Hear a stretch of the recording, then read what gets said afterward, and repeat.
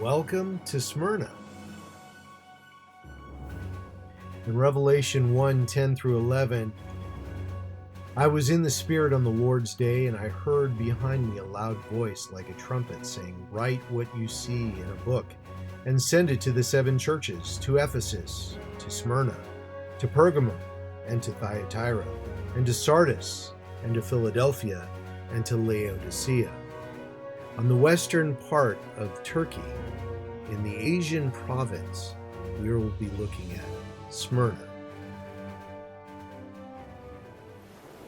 Smyrna was originally located in the northern area of the bay, about 1,000 years, ruled by the Persian Empire for over 200 years, and then conquered by Alexander the Great.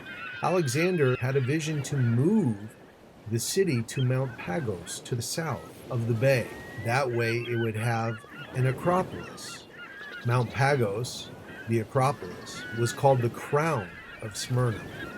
Smyrna was noted for its great beauty, and rivaling Ephesus and Pergamum for this title of the most beautiful in Asia, they would have coins printed that said "First of Asia" in beauty and size.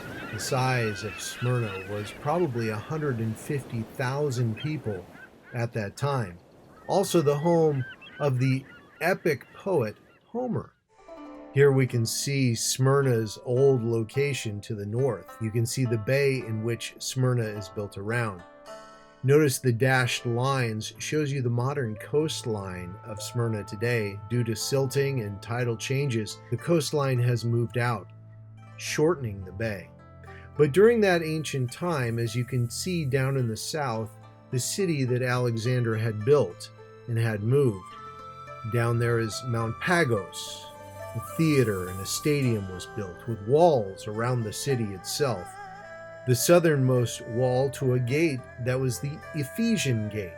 And from that gate you could see directly, so it said, to Ephesus and to the gates of Ephesus itself. Looking on the right, you see a close-up of this area of Smyrna.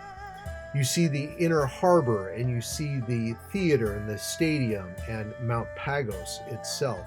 But where we're focused is the remnants that we can see still in this city, which is the agora or the marketplace. Let's focus on that. Here is the base of the agora. Looking around, not much is left, and look what takes place on Mount Pagos. Mount Pagos, the crown, is covered with buildings and city centers and earth. Buried underneath there somewhere is the theater. You can see the top of Mount Pagos. Imagine palaces and temples, place of power over top of the entire city. People would travel up there to worship. Zooming in a little closer, we look at Smyrna's Acropolis. We see up towards the top, notice a fortress is built there.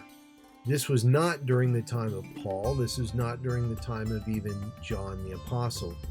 This is during the Ottoman Empire, which would come hundreds and hundreds of years later. Below this would have been the theater, and a historic event took place in that theater, a historic event within Christendom. This is where Polycarp, who was a disciple of John the Apostle, was martyred. Here we see the fortress. This is where the theater would have been, where Polycarp was martyred, said to have been burned alive, and the flames reached up like an arc around him, not allowing him to be burned. His skin instead turned bronze-looking, and almost like somebody who was toasted, and people said that they smelled baking bread. So he did not die from the flames. He was then plunged in the heart with a dagger. Polycarp was the pastor in Smyrna. Born in 69 AD and dying in 155 AD, he was a disciple of John the Apostle. Irenaeus, who was a disciple of Polycarp, often quotes Polycarp in describing how he would connect moments and places where he heard John speak about Jesus and give those instructions to Irenaeus. Polycarp is described to have said at the time of his execution, when asked if he would honor Christ or Caesar, he responded with this: 86 years I have served him, and he never did me any injury. How then can I blaspheme my King and my Savior? You threaten me with fire that burns only for an hour, but you are ignorant of the coming judgment and of the eternal punishment reserved for the ungodly. What are you waiting for? Bring on what you will. Is Polycarp possibly the Angelos of Smyrna in Revelation 2:8? Turkey today is 99% Muslim, but you will find occasionally a church. And here in Smyrna is no different, now modern Izmir. There is the Church of St. Polycarp, a church bearing his name. Here is the Agora of Smyrna. This would be the marketplace as we have described in the Bible. But it doesn't quite capture it. Agora was the living place, the great place where people would gather for not only the market, but for temples. Magistrates would gather up in the basilica area, stand on the bema stage, and be greeted by people. This is the center of the city. And it was believed that there was probably several of these up upon the hill. Up above would be the Acropolis, where there would be a temple, possibly a palace. And in that area where you see the houses is the area where the theater was, in which Polycarp was martyred. The Roman Agora, or marketplace, was always the center hub of the city, where the elite would gather, slaves would go and work. In this place you would find temples, particularly temples that would honor Rome and Roman emperors. It was here in Smyrna that the very first temple to the goddess Roma, Dia Roma, was ever built. It's believed that they possibly even began the worship of Rome itself as a goddess. And likewise, in that time, in 195 BC, they were welcomed in to Rome as a city, as part of the province of Asia. But this would not be the last of the temples built. As you can see, this temple is built to Marcus Aurelius, the image of the emperor's wife, Faustina the Younger, her very likeness upon that arch. This temple is one of many temples. The temple of Tiberius was the first to be built, and it was part of the honor of the city to be called a warden of the temple, or a keeper of the imperial cult.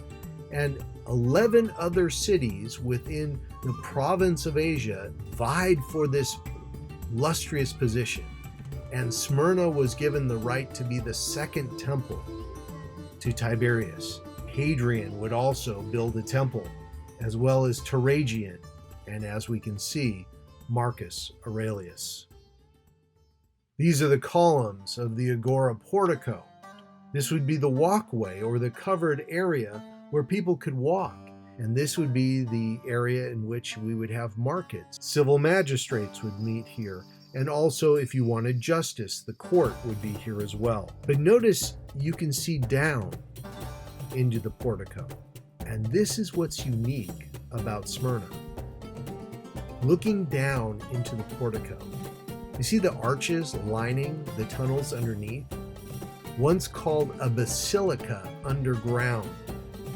Much of this activity within this ancient world happened underneath the Agora. There was a sophisticated system for bringing up goods, and also for water storage and for cisterns for the entire city. Notice the arches.